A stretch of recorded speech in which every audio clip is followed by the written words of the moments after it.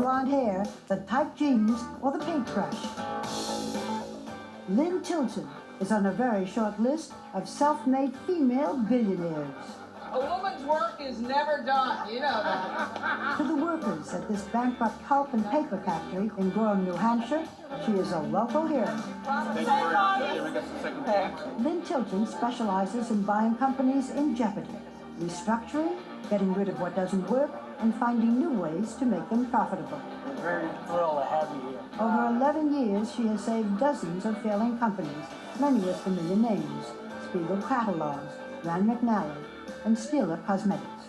But this is about more than money. Lynn Tilton is on a personal mission to save American jobs. Thank you for making me remember why I get up each day to do what we do.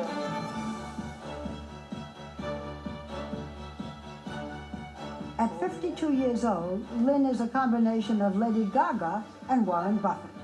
She is the owner of 75 companies, more than any woman in America and probably anywhere else. Together, these companies generate over $8 billion a year in revenue. Lynn sent one of her helicopters to take me, in billionaire style, to her secluded mansion on the New Jersey shore. Lynn, you are what I would describe as a piece of work. Would you tell me what you are wearing? I'm a Gucci girl today. Little mini skirt. Yeah, you know, I like my skirt short.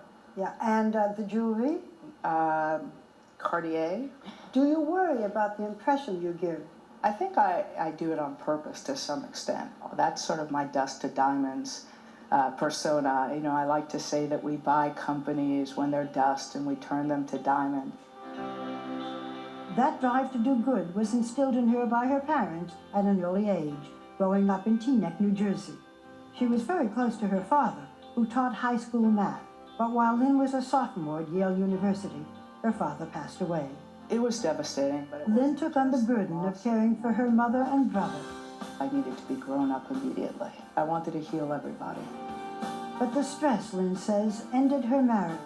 At 23 years old, with an infant daughter, she started a career on Wall Street, working 15 hours a day.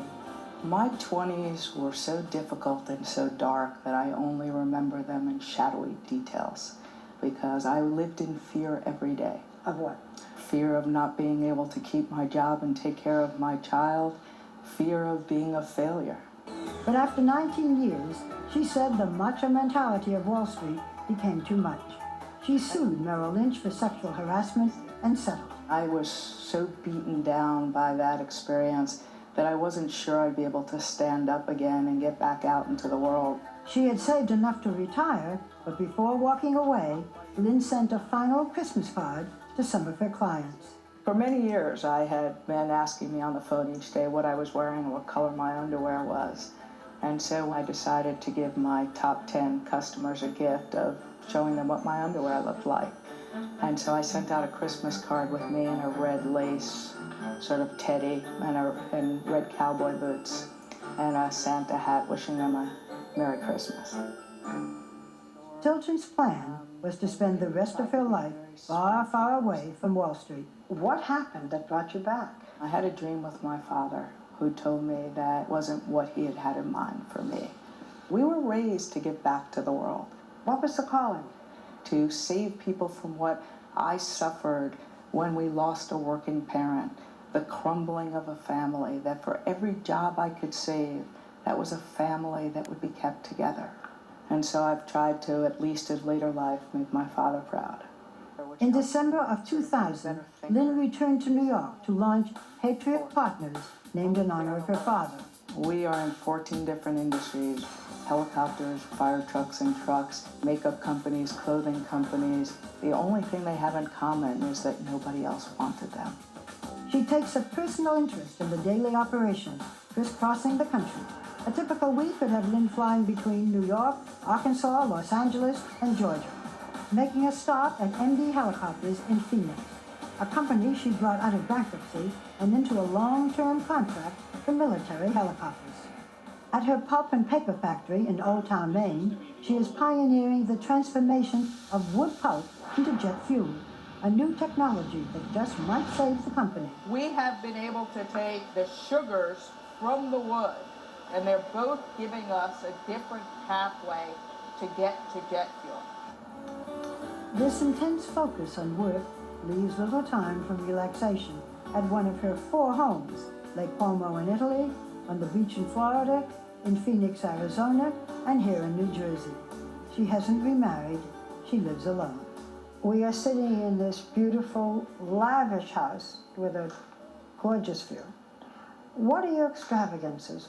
You know, I'm not extravagant for someone of my wealth. I love beautiful jewelry. I have a great wardrobe. No kidding.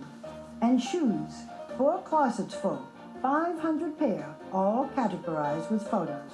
In addition to 4 closets, what's this? Current season. Got to get the new stuff out so I wear it. Her clothing is organized by designer. Gucci on one side, Cavalli on the other. Show me something new. This is my new black tie dress for the season. How much? $12,500.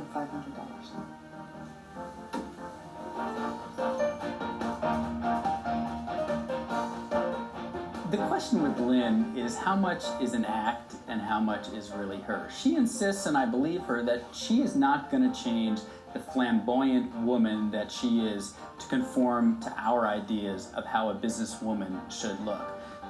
But success has come at a price. Tilton has a reputation for ruthlessness. It has also been said that you scream, especially at men, that you all but castrate them. I think I'm tough on everybody. Perhaps I'm more difficult on men, but I speak the truth. And that means that sometimes people don't want to hear exactly where they stand. Welcome. And so when my management teams come into the room, I hug them. I give you a hug even though. Even though you may not deserve it. I give them truth and harsh speak when they're in. Like I said, you can talk about it or you can do it. And then I hug them on the way out. Yeah. Let's talk about jobs in this country. You worry about it. It's what I think about most, and it's what drives me every day. We must create jobs in this country, or we will have violence in the streets of America. She says she was not surprised when over the last few weeks, the group called Occupy Wall Street gained acceptance all over the country for their demonstrations against the rich.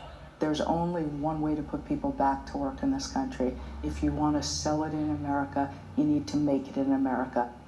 What advice would you give to someone young, starting out, if they say, I want to be a billionaire one day?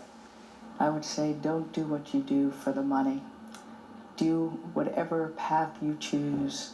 Do it because it makes your heart beat fast, because success comes from following your passion. Let's make this a fairy tale. Thank you. Next, the man behind your shampoo and billions of dollars.